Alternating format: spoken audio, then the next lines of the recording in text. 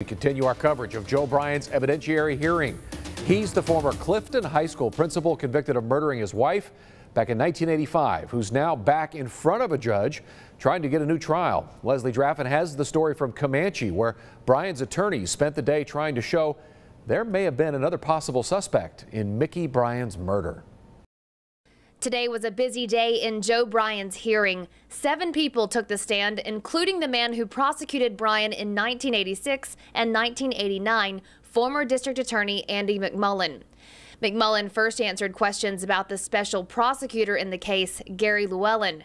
Llewellyn's role as the special prosecutor is one of the reasons Bryan's attorneys say he deserves a new trial. They claim Llewellyn was paid by Mickey Bryan's family, and the jury knew it, so it could have tainted their opinion of Joe Bryan. But McMullen tells a different tale. He says his job as a district attorney at times was, quote, chaos, and he needed help prosecuting Bryan, although he did not deny knowing Llewellyn had been paid by Mickey's family. Then the hearing took a turn. Bryan's attorneys spent the afternoon asking several witnesses about a former Clifton police officer, Dennis Dunlap.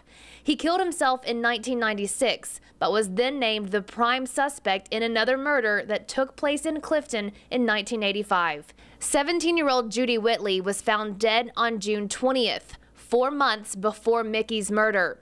Former Texas Ranger Joe Wiley testified that Dunlap had been a suspect in Whitley's killing, and he even had taken a polygraph test, which was inconclusive. Then Bryan's attorney called 4 different women to the stand to talk about their experiences with Dunlap.